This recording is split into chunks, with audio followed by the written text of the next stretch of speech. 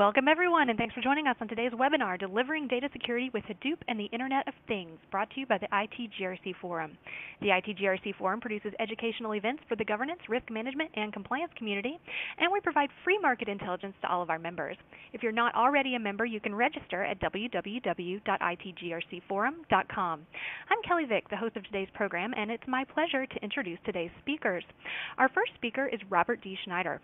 Robert is a partner at Wise Clouds LLC, a Silicon Valley-based technology consultant and author.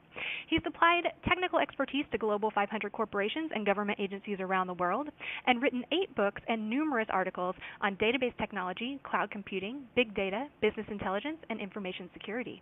He's also a frequent organizer and presenter at major international technology industry events, and he blogs at rdschneider.com. Robert will be joined today by Rainer Kappenberger. Rainer is the Global Product Manager at HPE Security Data Security. He has over 20 years of computer software industry experience focusing on encryption and security for big data environments. His background ranges from device management in the telecommunications sector to GIS and database systems, and Rainer holds a diploma in computer science. We'll run through a more detailed introduction with Robert and Rainer in a moment, but first I'll go over the housekeeping for today. The webcast is streaming live, and all lines will be in listen-only mode for the duration of the conference. For maximum quality, you can click to view in full screen on the bottom right-hand side of your console. If you have any issues with the audio, please first check your device settings before contacting technical support. And we recommend that you paste our direct landing page into a fresh browser window and close any other live windows to avoid conflicts. The direct links are displayed on your screen now and clickable in the attached PDF slide deck. Next, we want to hear from you, and we do hope to get your feedback during today's session. If you have any suggestions for future topics, please let us know. We value feedback and we take it into consideration when we're planning for future events. You can submit this through the Ratings tab below your console. We'll also be taking your questions at the end of today's discussion. You can submit these at any time using the question button, and if we don't manage to answer all of the questions today, we will respond by email. If you'd like a copy of the slides, you can download these through the Attachments tab, where you can also access the related white papers and resources at any time during the discussion. And finally, after the live presentation, this webcast will be available on demand, so please do share with any colleagues who you think may be interested in the topic. So now, without further ado, I'll go ahead and turn the program over for today's presentation. So over to you, Robert. Okay, thanks very much, Kelly, and thanks everybody for joining us today. I'm delighted to be here with you guys. We're going to talk a little bit about first what we're going to be covering in our event here. So just let me move the slides forward. And there we go. So we'll give you a little bit of a background about myself, and then again about Rainer and what HPE is doing in the area. I'll talk about Wise Clouds a little bit. And then we're going to begin really the content of the session, talking about some of the trends that we're seeing around Hadoop, related big data, and really the Internet of Things, which I'll be calling IoT just to save some syllables. And of course, given the audience that we're talking to, we'll be paying particular attention in the area of security. Once we move on from that, we'll start talking about some of the regulations, both government-sponsored, multinational-sponsored, as well as internal organizations, and how they're trying to adapt to some of the changes that we're seeing and some of the trends that Internet of Things and IoT are really bringing to the table. And then we'll close out the session by talking about some best practices and strategies, some of which involve technology, some of which involve people, and some of which involve processes. And they're all going to have to evolve given the IoT and given big data and the intersection of those two areas. So we'll go on and just, Kelly gave us a nice little background. Maybe, Rainer, you want to just say a couple of words about yourself, and I'll say a couple about myself, and we'll go in and talk about our various organizations?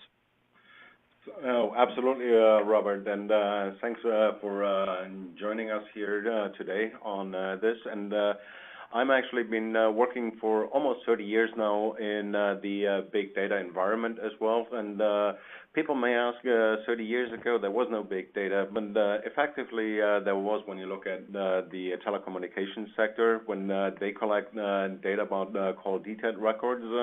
And they were heavily analyzed at the time as well. But at that time, nobody really called them big data environments because we didn't have the computing power at the time to create that. But as part of that as well, I've been focusing a lot on the security aspects from encryption and user safety. Thanks, Rainer. I've also been in the industry quite a long time, longer than I even care to admit, and going back a long time with databases, and it's been really interesting to watch. I remember, and again, this is going to date myself, but I remember when a 100 megabyte database was a big deal, and now our phones can hold, multiple gigabytes of information. So it's been really interesting to watch, and like I think to echo what Reiner said, we saw this beginning in telecom, but we're seeing it really transform in a lot of other industries. And with the IoT and the things that brings to the table, and the intersection of the IoT and some of the information that organizations are capturing, I think it opens up all sorts of opportunities, but from this audience's perspective, all sorts of risks and liabilities. So it's been really interesting to watch, and it never gets boring. It's been very fun watching the database industry evolve over the last few years especially. I thought it had been kind of static there for a while, around the year 2000, maybe 2005, but with the rise of big data, with the rise of unstructured information and NoSQL environments coupled with IoT, it's extremely dynamic. So, Reiner, maybe you tell us a couple of words about what HPE is doing, and then I'll talk about Wise Clouds. Sure, absolutely. And Hewlett-Packard Enterprise is a rather large organization and focusing on different aspects. So on our side, we're on the security, specifically the data security side. And when you look at Hewlett-Packard Enterprise, consisting of the four major pillars, this falls onto the protect element. And as part of that, in our space, our technology is actually being used in quite a lot of different situations, whether it's banking, where 8 of the top 10 are our customers, or payment processors in the telecommunications sector. It's pretty much around the different areas in general. And our focus is really protecting the most sensitive piece of information that a company has, which is actually the data itself. And as part of that, we also offer something called secure mail, which people might be interested to communicate with other people in a secure and safe manner that cannot be intercepted. Okay, thanks. So Wise Clouds, we are a Silicon Valley based with a Boston presence as well office. We've been working with big data and the technology that support it for a lot of years now, and our primary focus is in the area of architecture, design, and auditing, mostly related to security or significantly related to security. We've got a great collection of customers in a really wide variety of industries, and we're really starting to see now in the last, I'd say 6 months to a year, we're really seeing an uptick in interest and in real-world use cases of IoT and the intersection of IoT and big data. And it's actually been very interesting to watch this, because securing traditional enterprise assets is hard enough, but as we were discussing in today's session, the IoT really introduces all sorts of new wrinkles to this. So I'm really happy to be here and be part of this event and share what we're hearing. So let's talk a little bit about kind of what we're seeing in the area of big data and Hadoop, and the area in security and IoT especially. So I think, as much of the audience will already know, Hadoop and big data platforms really are out there right now, gathering large amounts of information, including sensitive information. And as I'm going to describe in a moment, the sensitivity of this information, even though in and of itself may not be secure or sensitive or potentially secretive, when you combine it with other things, that's when the real security risks begin. So we're seeing a lot of real-time sensor information flowing into these environments. And this also, when you combine it with IoT, it opens up a lot of potential risks.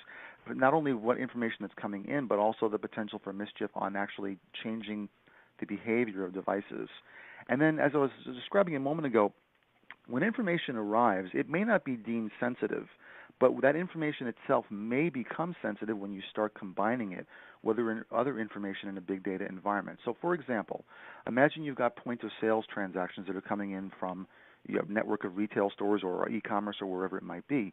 By themselves, that information is not sensitive, but when you combine it with information, let's say, about health insurance claims that is in a completely different part of your enterprise, yet kind of consolidated in a big data environment, you suddenly have introduced a real security risk. And really, in terms of a destination for this, we hear Hadoop really continues to be one of the most popular destinations for this raw information. Now, for those viewers who are not familiar with Hadoop, very quickly, you could think of it as a technology platform and a software development methodology that uses the power of divide and conquer to coordinate distributed computers. That's an important concept here, a network of distributed computers that crunch massive amounts, and we're talking terabytes and petabytes of information, to basically arrive at better insights to make more intelligent decisions. Now, Hadoop and MapReduce, which underlies that, or basically originated at Silicon Valley firms like Google and Yahoo, but now it's spread into enterprises of all kinds, and there's a huge ecosystem of related and integrated solutions, and there too is a potential area of risk. Now, traditionally, Hadoop has been used in conjunction with decision support systems, usually to help you analyze after the fact and then make a decision based on large amounts of information. But now what's happening in the very recent past, in the last couple of years, is that we're now starting to see transactional information, live system information, and devices like IoT being pulled into the Hadoop environments. And that really changes the security landscape, because earlier it was much more static. You were looking at the things much after the fact, things like web logs and telephone call records and things like that. Security wasn't terribly important. Of course it was important, but it wasn't nearly as important as it has become now, because now you've got such a wide variety of information stored inside Hadoop. It's becoming a much more popular and attractive target for attackers. Also, again, bear in mind that Hadoop information is going to be distributed among multiple, could be a couple of dozen, could be more, distributed servers. So that means that basically any one gap in your security on any one of those servers, potentially one breach, opens up the potential for enterprise attacks. So good news is, from a purely technology perspective, the Hadoop ecosystem, a lot of the elements in the ecosystem now have their own set of best practices and, in some cases, ancillary technologies that make them more secure, and things like encryption, authorization, access control, things like that. All those things, there's a whole network of things around that support that. But what you need to bear in mind is that this security for Hadoop is not being performed in a vacuum. Again, it depends on a lot of other technologies, and it needs to roll into your mainline governance and security processes. And the thing also that you've got to remember is that the context here is king. You can lock down every component in a Hadoop ecosystem, but you still have a huge amount of vulnerabilities thanks to context-specific risks. So, for example, an authorized user might be able to perform perfectly valid actions, yet still violate internal or external policies because they don't know that they're violating it. The data is all there for them to visit and view. Outsiders can't get to it, but yet you still have potential breaches of regulations. So that's a very quick little overview of this. I'm going to turn it over to Reiner to kind of tell us what some of the big data security trends that HPE has been seeing across their diverse customer base. Yes, thank you, Robert. And that's, you brought some very important points in here. So why is it actually that Hadoop, big data, and IoT is so difficult to secure? And when you look at that, it all starts with the rapid innovation that's still happening in the Hadoop world. From an IT perspective, Hadoop is the new kid on the block, but it has very high adoption rates because it solves a really critical problem. But being the new kid on the block is also leading to a lot of new projects spinning up very, very rapidly in the Hadoop ecosystem. And we've seen that most of the time they're trying to solve a problem, but they're not looking at the security aspect of it during the inception phase. It's usually the afterthought that makes the security become part of the project. But that usually leaves a lot of open spaces in there as well. But the second part is as Robert pointed out already as well, is you're consolidating a lot of information in there from multiple data sources. And when you look at the risk that imposes and why it is such a big risk, is when you look at the attacker, what they're after is the data that you have. And when you start combining data in one big data lake, you're doing the work for them. So when they find your big Hadoop instance, they basically found the gold mine very quickly, and we've already seen it's not as secure as traditional IT systems in the past. So you're exposing way more data way quicker. But also making it more complex, the amount of and different kind of data that you collect. It's not about just a single database. You're taking the data from all the databases, from sensors. You even take documents or unstructured data into a big data lake. And that creates a much bigger problem in the ecosystem at that point. And specifically then when you look at the IoT area, which as Hadoop was a couple of years ago, is a lot of greenfield opportunities. And with those, the most important part when people are starting to develop in new spaces, you need to get the feature functionality set out. You want to be the first on the market that provides a certain aspect.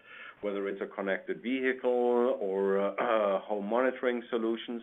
But that typically leads to the security aspect is not really sought after initially, but only at a later stage. So what you find is there are breaches happening because the developers and everybody with the best intent have created a functionality set that meets the customer needs, but security is the complete afterthought and then ultimately leads to breaches.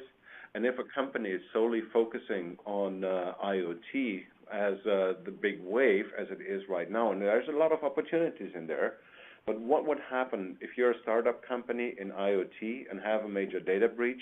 You're more than likely being out of business. We've seen already what happens in the PCI area with breaches to credit cards and how it affects retail companies then trying to be on the big rise, and suddenly they are set back for a decade. And the only reason they're still in business is because of their size. But if you're a startup, you have no such luxury. So you really have to consider security as an equal member in the IoT arena. So why is it then IoT makes such a big problem, and why is it that laxes happen? Is people are taking the traditional security approaches to the IoT space. And when you look on there, you have your back-end infrastructure that you're trying to secure properly with firewalls, with monitoring and everything. But you're only looking at a small subset of the real IoT problem. Because ultimately, it's more than the back-end infrastructure. It is the mobile device, whether it's a connected vehicle or some home monitoring system or temperature sensors and the like, which could provide security problems. Just taking what could happen if there's a backdoor, somebody can penetrate a network, whether it's a corporate network and start seeing the traffic on the network, or whether it's a home network and infiltrate the home computers in there. And we've seen enough cases of those already. So this is an aspect that really needs the security built into the equation. Nobody wants his connected vehicle being breached and somebody taking control of it. But it's not only the device space in there.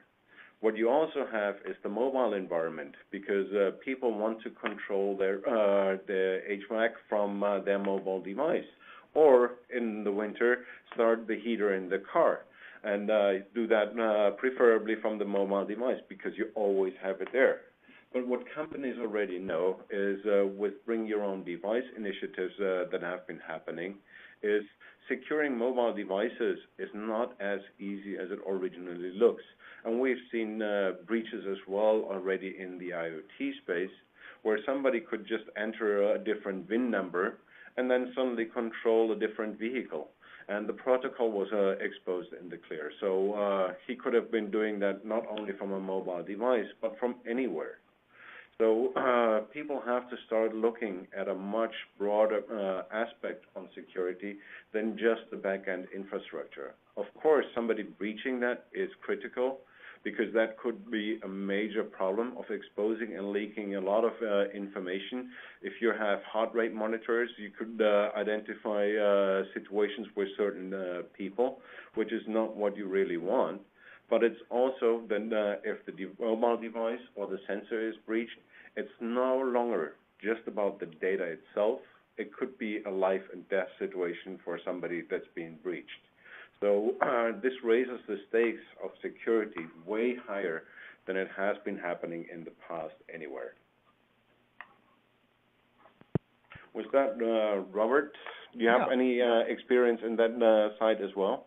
Well, certainly, yeah. I mean, I think like to echo your point, if you think about it from a purely a governance and risk management perspective, well, it's bad enough when people are looking at BYOD and bringing their own phones into the environment, but now when you combine that with mobile devices, suddenly, like you said, being able to, let's say, control medication pumps or other types of home things. To my view, I think really the biggest risk here is when we start thinking about devices that you have, like you said, have a life and death impact.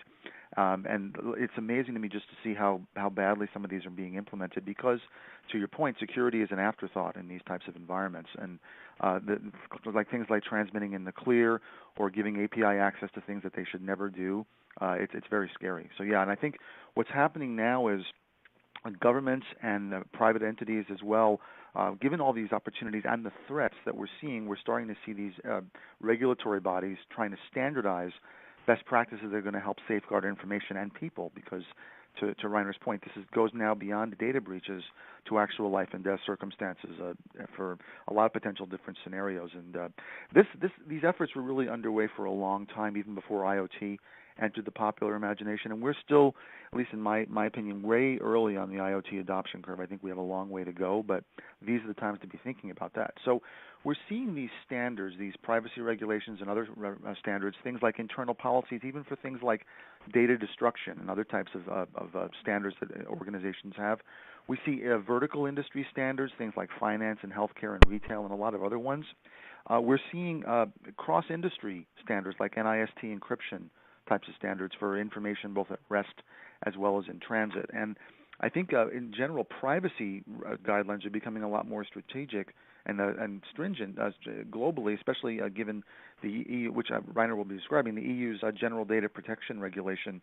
But there's still, to be very frank about IoT, there's a huge shortage of IoT standards regarding anything, and not the least of which is security. This is likely to continue for a few different reasons, one of which is the diversity of devices, the budgets, which are not very high for these manufacturers, and the short lifespans of a lot of these devices. I mean, think about how fast mobile phones turn over. Think about how fast monitors and sensors go through their life cycles. There isn't a whole lot of time for security really to be given a lot of thought about this. But we are starting to see some standards rising. For example, I'm a member of the Cloud Security Alliance, and we're seeing things about they're coming out with standards and things like distinguishing between devices and things, and coming up with different policies on those types of things. But there's just a lot of work underway right now. But to be very frank, IoT is really lagging in types of things. But I know Reiner's got some thoughts on what we're seeing on some of the privacy initiatives that might be really useful. So I'll hand it back to you, Reiner, to talk about those. Yes, thank you, Robert. And one of the biggest regulations right now happening is the General Data Protection Regulation coming out of Europe. And people should be looking very, very closely at this one, as it tries to protect data about European citizens no matter where they are. So this is something that is not only if you're doing business in EMEA, then could affect you, but it's really if you have European citizens as your customers, then you are viable under the regulation. And the problem of non-compliance here is pretty significant because in case of a data breach and leakage of information, they can assess up to 4% of the global company's revenue as a fine.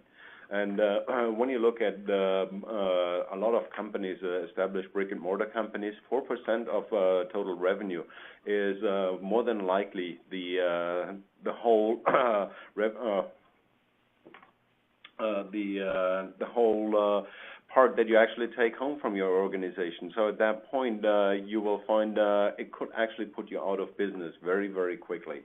And the part here is what you have is actually it really defines in some way everything about personal data, whether it's PII, PCI for credit card information or health information, and how the data must be secured. And the steps they're taking is exactly what people should be doing in general practice, is make security an integral part of your company's business strategy, because only then can you protect the data correctly.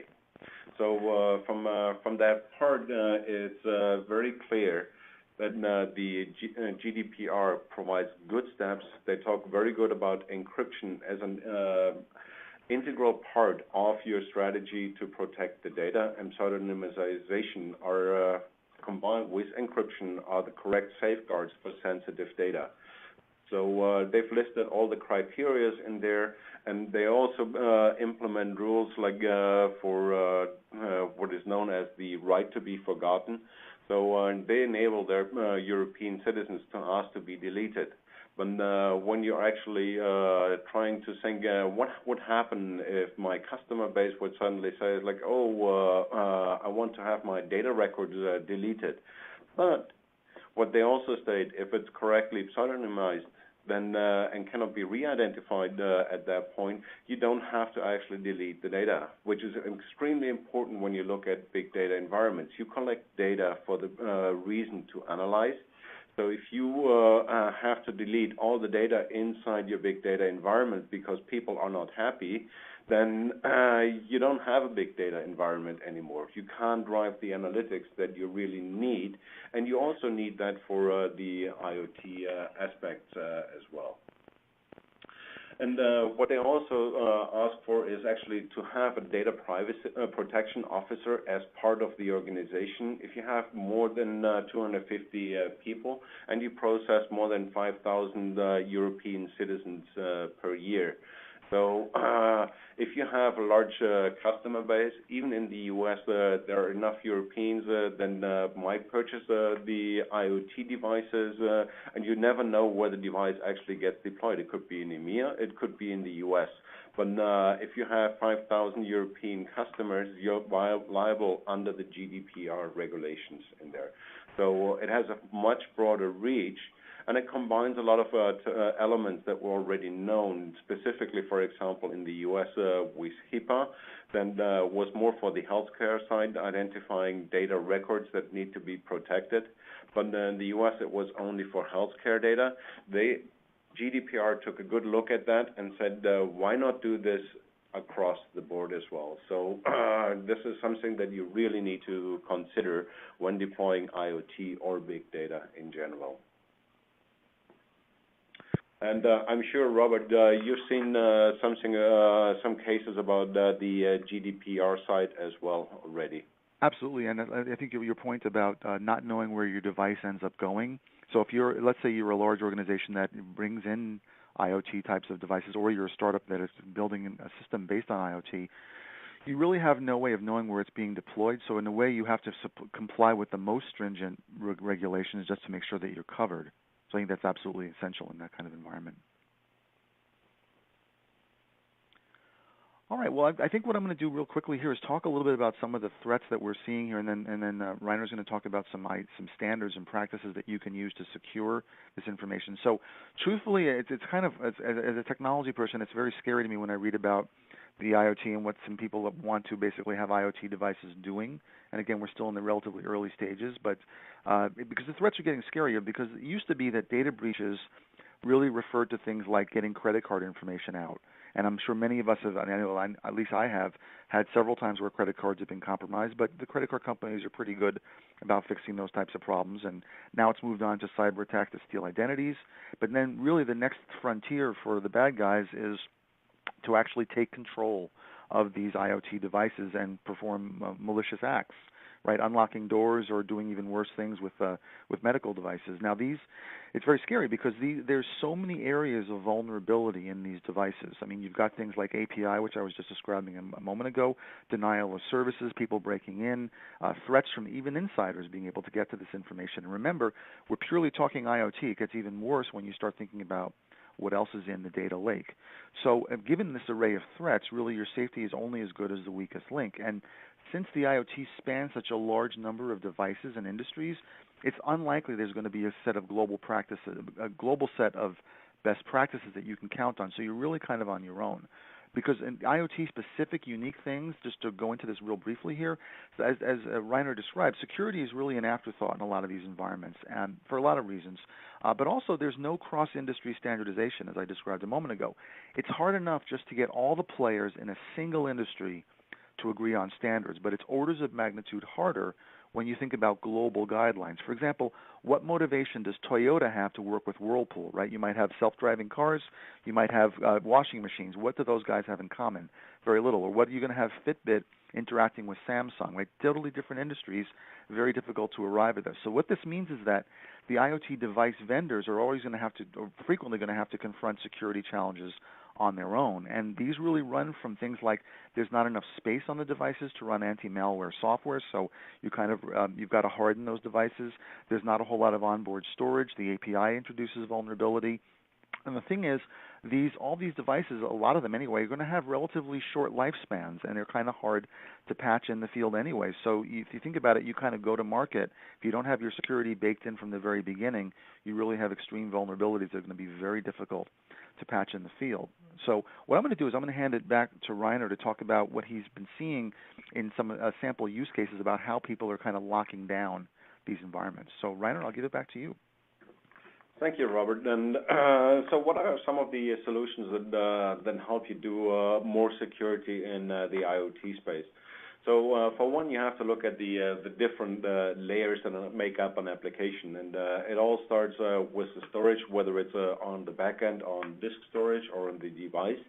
And people traditionally have deployed things like full disk encryption to make sure the data is secure in there. But what is it really protecting against? It's improper disposal of a hard drive, whether it's by accident or somebody walking into the data center and taking some drives out of servers. But really, as soon as the machine is up and operational, the data is vulnerable.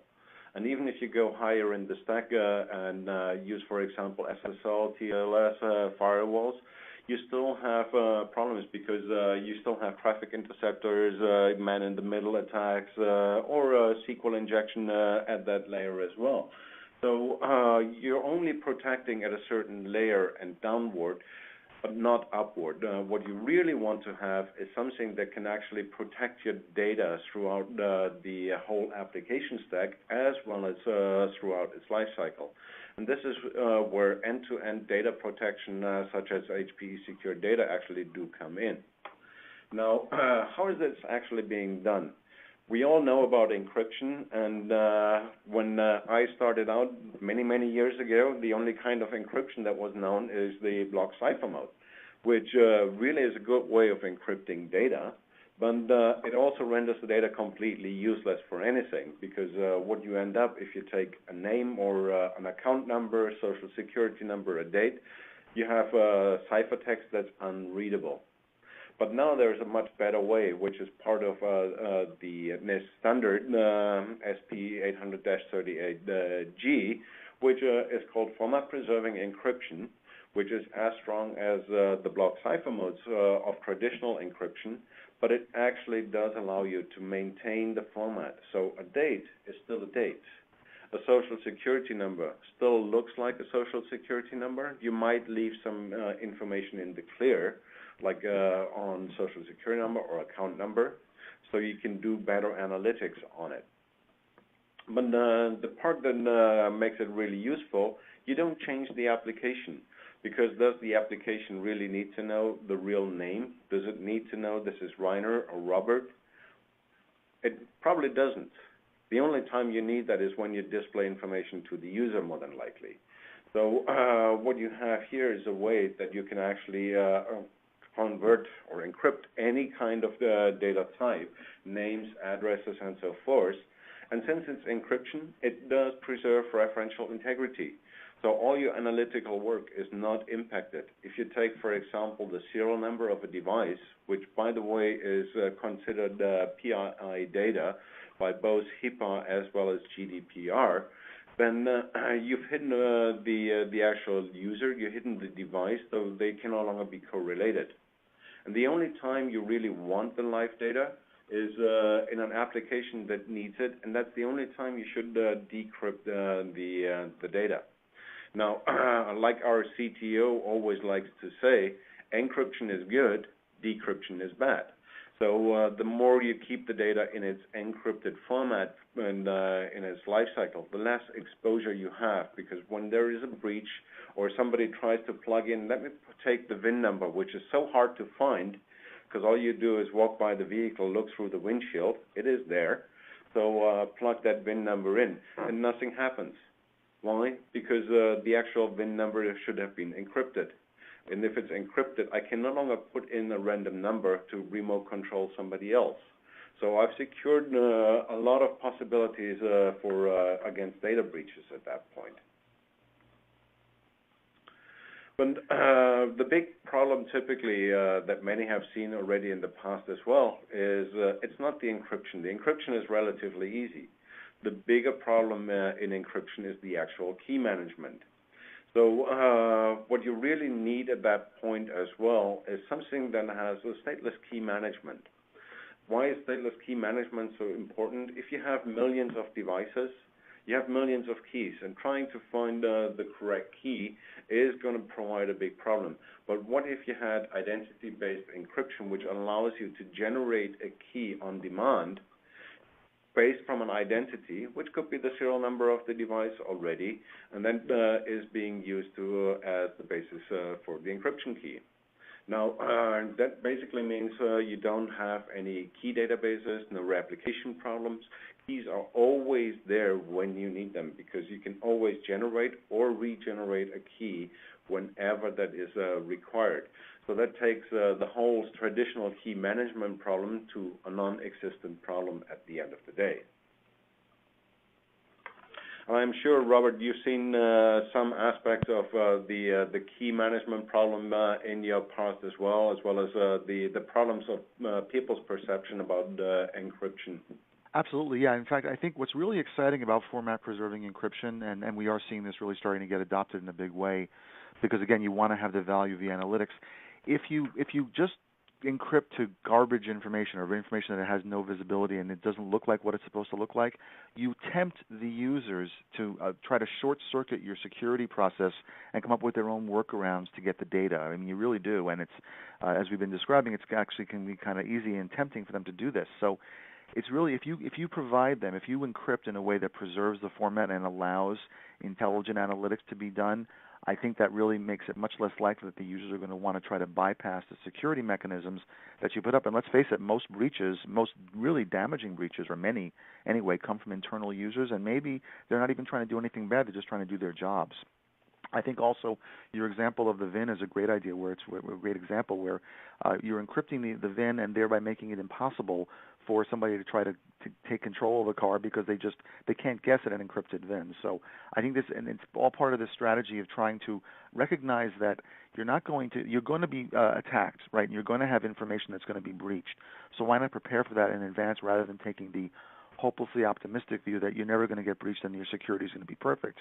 That, and basically deploying layers of security and trying to close down as many open gates as you can, you make it that much harder for anybody but an extremely well deep-pocketed attacker. The casual attacker, you basically shut them out. It makes it much harder for anybody without major resources to get in. So yeah, definitely very valuable. Yes, and when you look about how you can apply that in big data and in the IoT space is from a 7-point strategy point here, as highlighted on the slide, is actually you could protect the data outside already. So you're just dealing always with protected data, and it just falls through, and your processes don't change.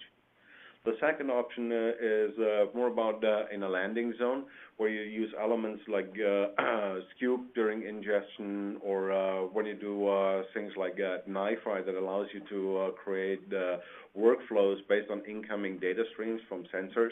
You can protect that data in the NiFi processor directly.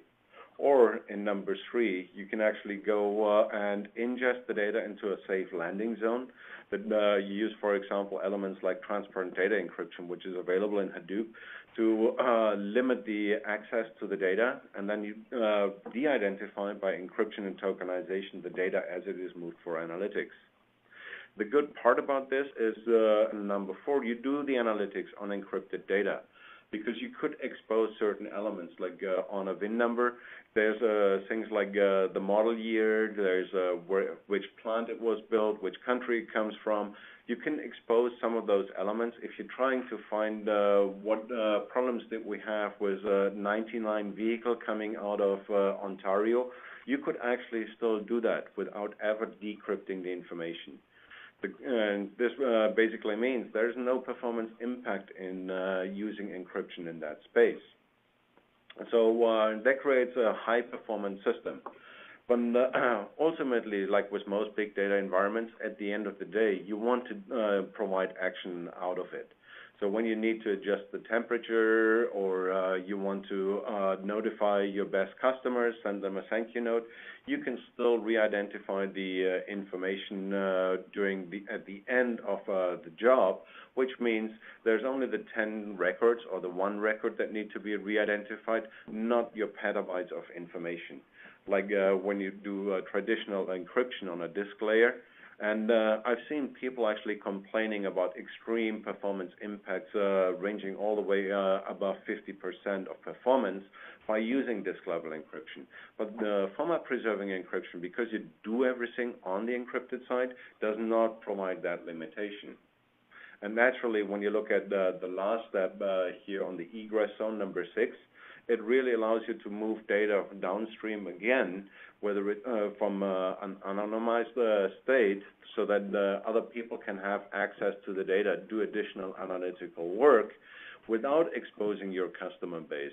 So if the business unit says, we have this bright idea, and they want to play around and see some elements, they can do that, but you're not exposing your customers in that stage. That is a very big step forward in that environment. So here's a use case, for example, from a telecommunication provider. And one thing that I would say as well, when you look at telecoms, they're probably ahead of the curve on the IoT side. Because for all practical purposes, your mobile phone is an IoT device because it runs applications, it has internet connectivity. It's a traditional IoT device as it's being defined. And as such, they've been taking security very serious as well. So what they do is they take the data, which is coming from 60 data sources and about 20 million records a day, which translate to 1 terabyte ingestion rate on a daily basis, through a staging area to actually move this into the Hadoop cluster, where the data is protected with processes like Scoop, Flume, and Storm. And they do all the analytics on big data, whether it's Hadoop and Teradata, on protected data. So that way the data is actually staying in the protected form. And when you look at some of the points that were made up, what should I actually protect? And when looking at elements like HIPAA, they spell out 18 data fields that should be protected. But telecommunications companies typically find themselves having about 40 different data records that need protection in their environments. It's ranging 40 to 50 typically. And one of the reasons is like IP addresses, definitely sensitive information. But the most sensitive information that is most frequently overlooked is actually GPS information, geolocations. Because one of the critical parts is if you have 4 geolocations for a person with a time, you can always re-identify them in any data set that contains those 4 markers. So if I know you were at Starbucks, Robert, today in the morning to get your fresh latte, and on the way to work, you also had to get gas. And I know you're going to be getting lunch sometime later on today and an evening activity from you. If I have those 4 markers and a data set contains them, I can always specifically point out this must be Robert. And that is a very critical aspect to always keep in mind. And telecom companies have been traditionally very cautious about that because with the mobile phones, not only from a smartphone perspective, but in the past, if there would be a data breach, they typically have high-ranking officials, and if they get exposed, that would be a major problem because they were thinking as well, like IoT should be doing. It is not about the data. It's about the person behind the data. I can put people physically at risk, and they're trying to prevent that. A second example I want to give is actually from a connected car side. And in this case, the company was looking at trying to optimize the user experience and better recall information. So recall information is not something new for car manufacturers in general, but the big problem is the cost, of course, of a recall. and inconvenience for the user. If you have to fix a fuel pump because it's malfunctioning, the fuel pump is one cost. The inconvenience, you have to drop the car off, you have to notify regulators, and everything is a major inconvenience. If I only know from 3 days, this is what is affected, and if I can narrow it down to the 3 cars that actually got a faulty pump, that would be so much better. So what they did is they actually collect a lot of internal data sources from a manufacturing side. But what they're also doing is stream data from the vehicle about the vehicle performance in real time into their data lake. And that enables them to actually identify that this particular vehicle is experiencing a symptom of a problem, and can correlate that with all the other data points to pinpoint the specific vehicle that needs to be recalled or serviced. They can actually then send the parts to the dealership because they have all the data available where you normally service the vehicle. So the dealership already has the part available. They can send you a notification saying, can you please drop off the car tomorrow morning? The parts are there. There's a replacement vehicle waiting for you, and we'll fix it, and you'll have your car back by 3 in the afternoon. So that's the user experience they're trying to create. By actually taking the data from the vehicle, an IoT device, streaming it through, combining it with all the manufacturing data that they have to actually identify what is the right action for this particular person and the vehicle based on the actual events happening down the road. And I'm sure, Robert, you've seen a couple of those environments as well. Yeah, absolutely. Yeah, we're seeing places where they are essentially, like you said, the risk is again being able to de-anonymize information. So I think to your point, when undertaking one of these strategies, it's really important to basically have the business users working alongside the IT team, the developers, the outsourced developers, whomever it might be. What we see in a lot of shops that are not quite there yet is these solutions are being developed in a lot of places without properly consulting the business users and, of course, consulting the data protection officer if one exists or people from that team, because, again, you really need to have those voices involved so that you do know what 40 or 50 fields of information need to be protected, and balancing that with being driving user convenience and actually deriving some value from the application, because, like you said, it's really all about trying to give the user the absolute best experience and not putting them at any kind of physical risk.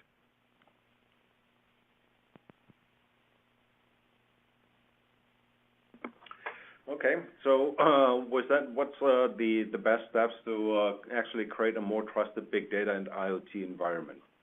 Number one is really, I would say, people should take the approach of making security an equal member during the development of their IoT device or solution in general, because and it's not only the current state, because you always have to consider what has happened over the last 10 years. There's all these security vulnerabilities that are getting published. And Robert, you already mentioned the quick turnaround on cell phones, which is good for keeping up to date on security. But a lot of people, when they deploy devices in their home, they only replace them when they break.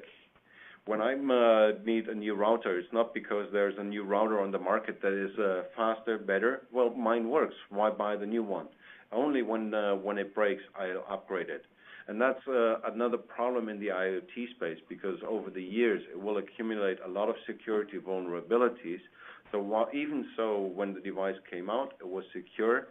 3 or 5 years down the road, it may be absolutely insecure because there's no software updates. Keep the life cycle of the device in mind when thinking through your security strategy. But it's also protocols that have, and you should look at protocols that have proven themselves to have the correct security aspects from device to device communications or from the back end to the device. Simple problems like just allowing the back-end infrastructure to connect to the device opens a huge amount of security problems, because the same could be done by an attacker. So a simple sanity check, so to speak. Only select protocols that talk device to the back end, and make sure that you have a mechanism to tell the device, hey, please call me. And naturally, I would also say include a data-centric security approach. Protect the data where it is generated. If you're looking at IoT, protect it in the IoT device already. Don't wait until it's in the back end. Push the protection all the way to the back end, and use proper technologies for that, like NIST standards-based, and not just somebody saying, I have some encryption that can be used. Make sure it's validated, it's checked by somebody like NIST as well. And make sure you actually harden the device, provide the application security, validate the different aspects, and implement a strategy that allows you to monitor your population for abnormal behavior. Because you want to see that with things like user-based analytics, in this case, you're not looking at a user, you're looking at a device to identify there's abnormal behavior happening. Somebody's trying to breach a device. Then you can take the correct steps as well, even at that point, temporarily shut off the device if possible, or do the right action to actually secure that space correctly. And I'm sure, Robert, you have a lot more to add to this as well. Yeah, no, certainly a great start. And I'll actually have a real example from a customer where you'd be surprised how many people don't do this. Two examples actually. One is we've already made the investment, right, in these organizations, in these large distributed computing platforms that they're using primarily for analyzing customer behavior to help them sell more things. But to your point, Reiner, you've already got this infrastructure. Why not use it to try to detect abnormal behavior in devices, right? Use it internally. Face your internal essential assets and look at those and say, hey, something is going wrong here. Maybe we can pinpoint why this particular device is under attack or what's going on there. You'd be surprised how many shops don't do that. We do have some customers that are starting to move in that direction right now, but generally the funding for these initiatives comes from line of businesses that are not looking for security breaches. They're looking to try to sell more of whatever it is that the organization does. That's the first thing. The other thing that we see in a lot of customers, and it's kind of a distressing thing, Reiner, you said you don't replace your router till it breaks. A lot of these organizations don't replace the thousands of devices they have till they break, and they generally do, in a lot of places, a fairly poor job of keeping those things patched, assuming that there even are patches for them. But I think designating people inside the organization, obviously, that are responsible for the life cycle of these devices, whether they're IoT or any other type, where there are security patches being developed for them, because you'd be surprised how many organizations have huge amounts of vulnerabilities from old devices that they're not keeping up to date. Maybe they can't, maybe they won't, and that opens up a gateway into the organization that could be easily closed simply by keeping those devices up to date and patched. So sometimes the simplest solution is just to keep things up to date and patch them, and then that closes down these doors and protects you again with this layers of security kind of approach that people are trying to follow. That, and as again, to close out, I would say really try to use the power of your analytics to try to detect these events so that maybe you can identify these things before they spin out of control and become a serious situation.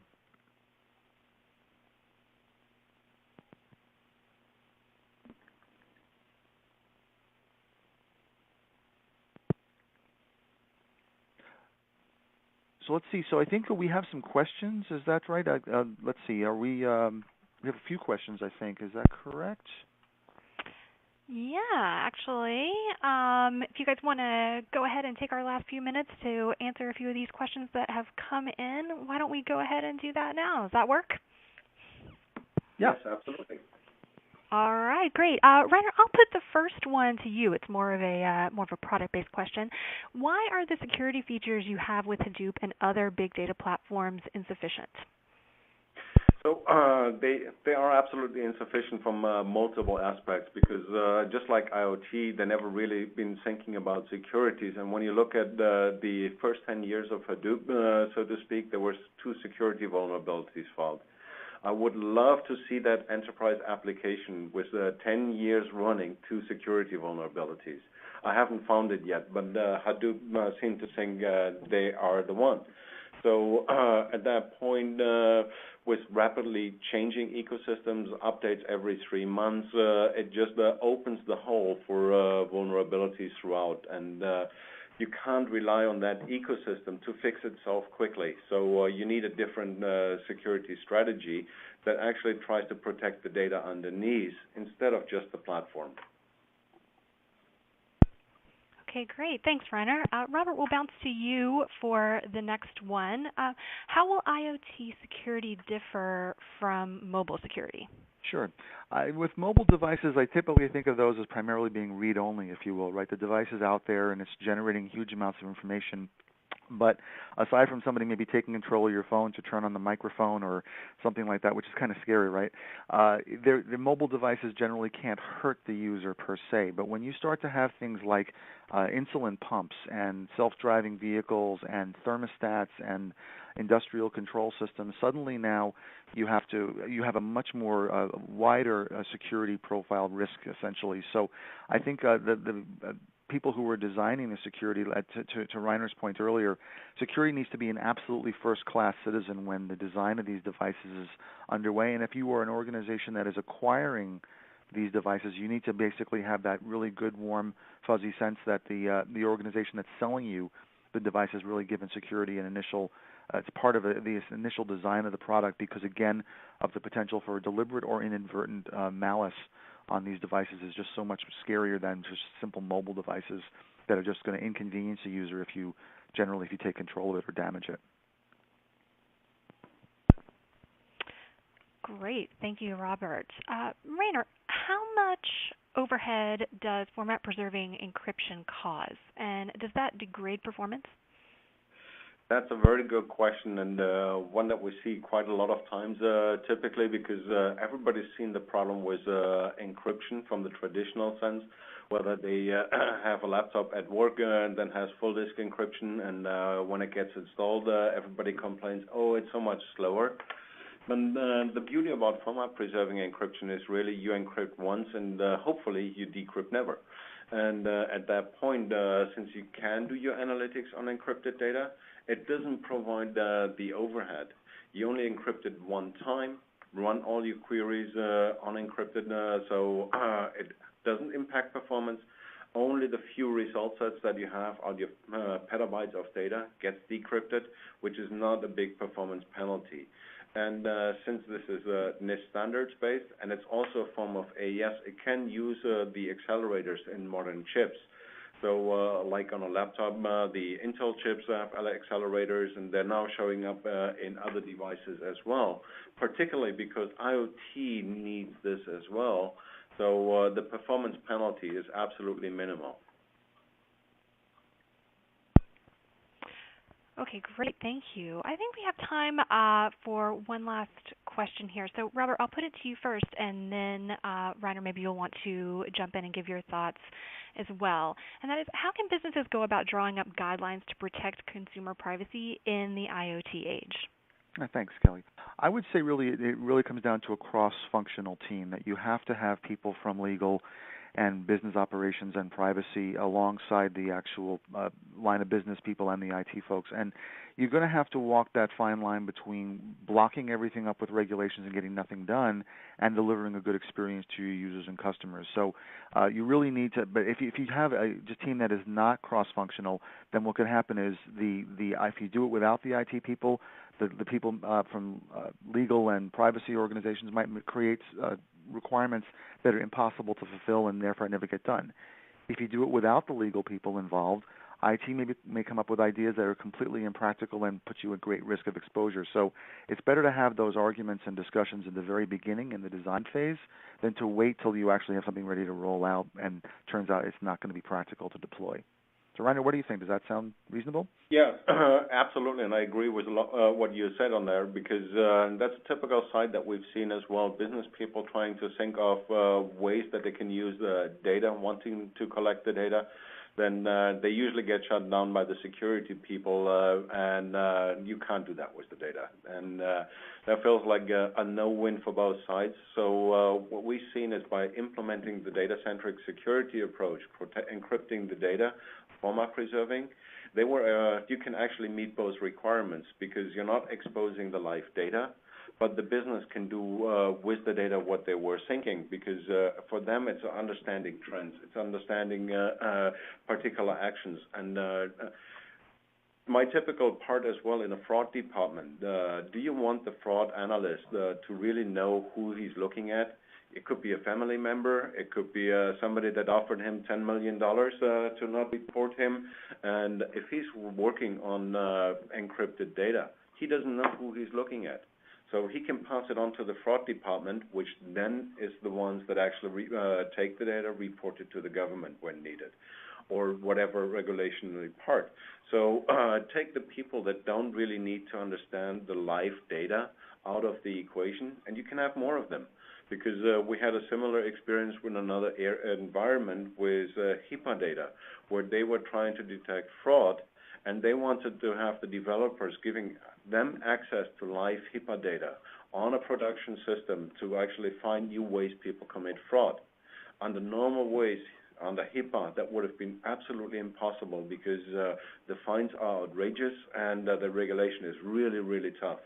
But using this technology, they were able to meet that requirement, and they're more than happy because they're finding constantly new ways people trying to commit fraud in the healthcare sector. So yes, I completely agree. But you have to make it a first-class citizen, and they have to understand from a security perspective as well, why the business needs this to come up with the right solution. All right. Thank you so much, Robert and Reiner, and thank you for your questions, everyone. But we are just about out of time. If we didn't get to your question, we will endeavor to respond by email. And before we leave you, I'd like to remind all of our listeners that the slides and white papers are available for viewing through the Attachments tab in your console. And please take a moment to provide us with your feedback using the Ratings tab. We do value that feedback, and we take it into consideration when we're planning for future events. So that's just about it for today. Please join us again on August 25th at 1 p.m. Eastern for the GRC Evolution of Digital Enterprises with Convergence of ERM and Cybersecurity. And you can confirm your position through the console at the end. So I'd like to thank all of today's speakers for joining us, with a special thanks to our sponsor, HPE Security Data Security, without whom this event would not be possible. And of course, thank you to all of our attendees for listening. Please stay tuned for our next event, and have a great day, everyone.